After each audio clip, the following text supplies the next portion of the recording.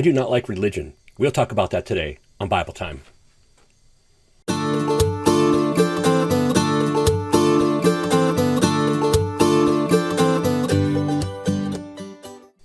Hello again, everyone, and thank you for joining me for Bible Time. Well, today's Bible Time comes to you from the Lord from a very unique way. I had an overwhelming impression that I was to look at TikTok for a subject for Bible Time. I don't have TikTok. I had to install TikTok. And the first video that I find is a young man who has clearly been hurt by religion. It was pretty clear. And he's bashing Christianity.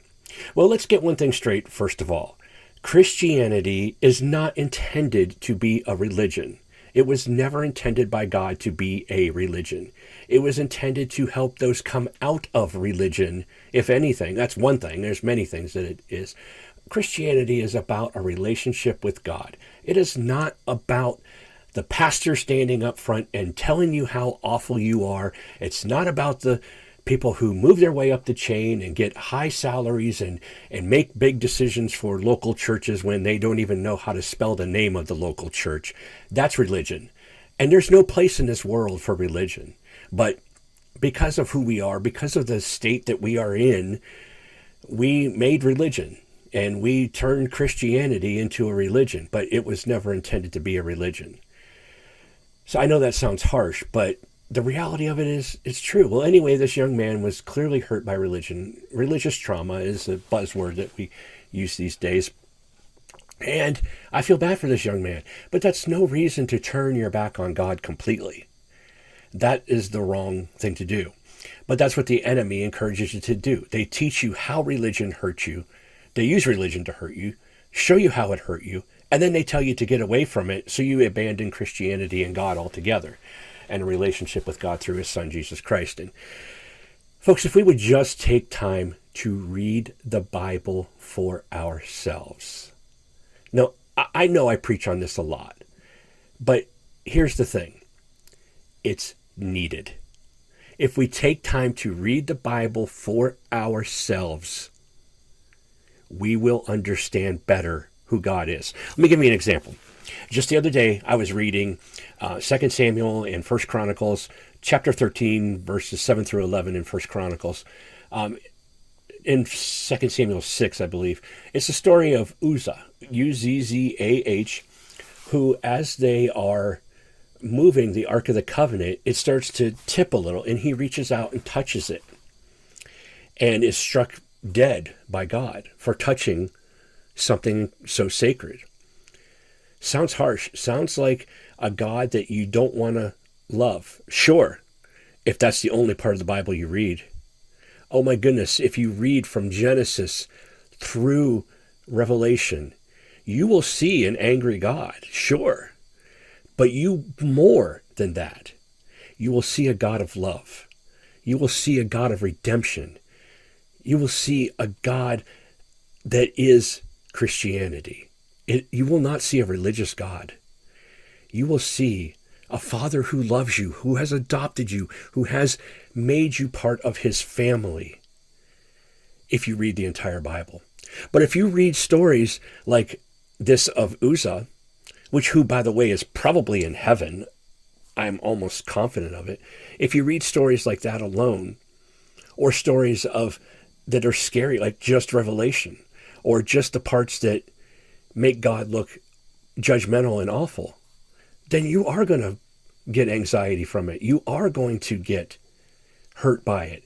And you're going to have people who don't read the Bible, who become religious leaders, or do read the Bible, and because they're religious leaders, turn things into what they're not. Take time to have the individual means you alone, okay? Take time to have the individual relationship with God that he desires to have with you. Yes, you can go to YouTube and you can watch Bible Time and you can listen to Bible Time and you can, everything that I teach or anyone else teaches, there are plenty of good names out there. Rest in peace, Charles Stanley, who just passed away, who was a great teacher. There are so many names out there who can teach you so many wonderful things, okay? But don't let them be the only source. Let them be secondary sources. I am a secondary source. If I'm your primary source, tell me, because that's the last time you'll hear from me. I don't want to be anybody's primary source. The primary source is God alone.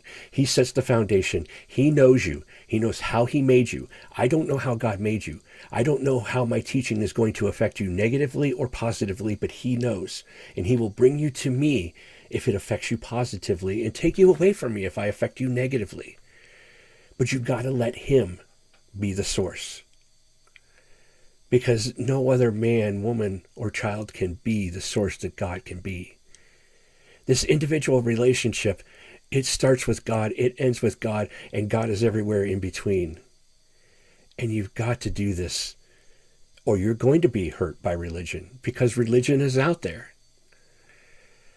Uzzah is in heaven, but religion is in this world. It's your choice. I know the Bible's difficult to read, but I did it. I'm not really an intelligent person. I know a lot of you think I am. I'm really not. I catch on very slowly. And my close friends will probably say, oh yeah, that is true about him. I do catch on to things rather slowly, but when I catch on, look out. I hold on to it and I run with it, okay? But what I'm saying is that's a gift from God. It's not me individually making any difference. It's all coming from God. He is the source of everything. So take time to read the Bible. God will teach you how. He will lead you in what to read. I didn't start with Genesis. I started with 1 Samuel back in 2000. And then I jumped around until I finally read it all. He will guide you. He may not have you read the entire thing. He may have you read over and over for an entire year the book of Jeremiah. I don't know. But he will lead you. And he will make it happen. So trust him. And don't get caught up in religion. That's your Bible time for today. I hope you enjoyed it. And I'll talk to you again all real soon. God bless.